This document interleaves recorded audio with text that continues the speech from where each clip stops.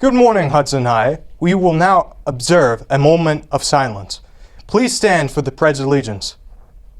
I pledge allegiance to the flag of the United States of America and to the republic for which it stands, one nation, under God, indivisible, with liberty and justice for all. Today's Friday, the February 28th, day 3.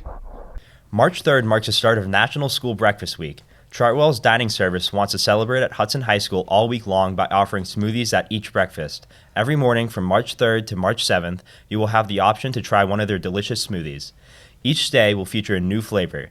What better way to get in some early morning vitamins, minerals, and energy than by drinking a tasty smoothie? The daily flavors are as follows. Monday, strawberry banana smoothie. Tuesday, blueberry vanilla smoothie.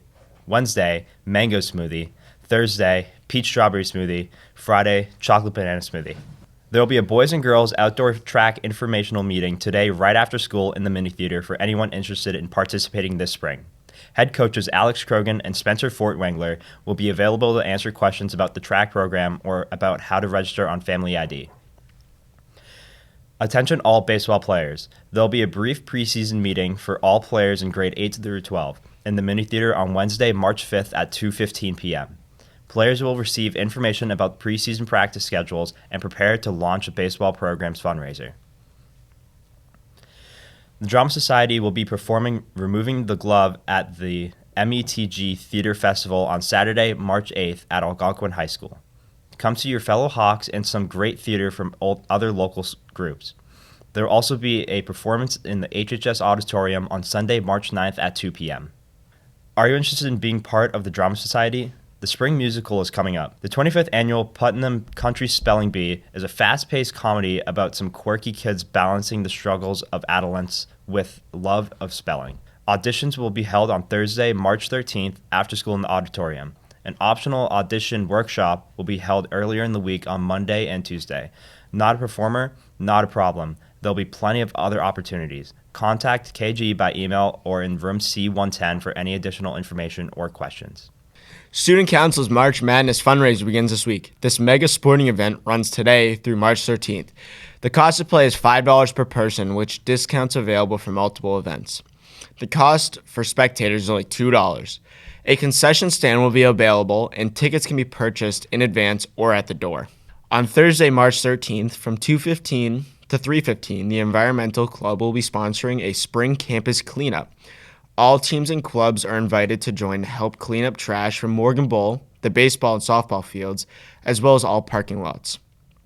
Only one member from each club is needed to sign up using the QR code on the flyers around the school. Please make sure to bring any work or gardening gloves to the cleanup.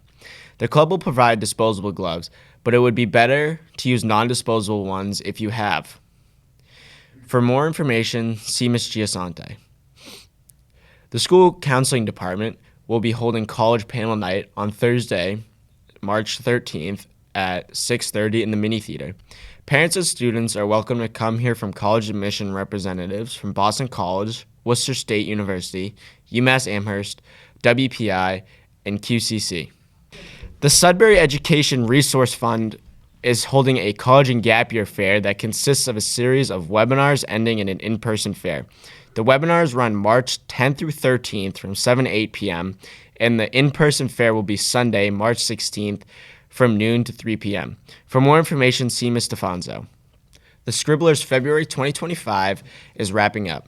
Send in your poems, stories, personal essays, visual art, photos, or creative response to the theme Break Our Hearts before it's too late. The deadline is today. See Ms. Hobbs in room F104 for more information. It is now time for the fun fact of the day. Here's Nate. Today we are talking about a very special species of bird, the South Island takahe. This flightless bird, native to New Zealand, was presumed extinct for 50 years before being sighted again in 1948. In 1985, conservationists began to incubate eggs and raise them using puppets. In 2010, the puppets were replaced with real takahe parents. In 2007, a plague of stoats cut their population in half, but in 2018, the takahe began to be reintroduced into national parks. In 2023, there were 2 wild populations of over 500 birds still thriving today. New Zealand is a string of islands containing animal populations of almost entirely birds. especially flightless ones. Over time, they didn't have predators, and when invasive predators got introduced, they had no way to defend themselves. New Zealand has done an incredible job at conserving their wildlife and dealing with invasive animals. Our birthday shoutouts this week go to Giovanni DePina, Hansel Santos, Julia Oliveira, Emily Martins, Melanie Person, Giovanni Ribeiro, Will Sullivan, Carrington DeSanchez, Caitlin Sarkis, and Madeline Spurria. Now let's send it over to sports. As winter sports winds down, we would like to congratulate all the athletes for their hard work and amazing seasons. Congratulations to boys varsity hockey clinching a big win over St. John Paul to advance to the Sweet 16. Goals scored by Toby Eady, Timmy O'Malley, and a hat trick by Jordan Souza. The Hawks will face off against Medway Saturday, March 1st at 7:30 p.m. Congratulations to girls varsity hockey beating Wayland. Lauren O'Malley with both goals to advance to the Sweet 16. The Hawks will face Medfield Saturday, March 1st at 5:30 p.m. right here at the New England Sports Center. Congratulations to Hudson's wrestlers Dan De Almeida and Julia DaCosta, who competed in the Division II state tournament.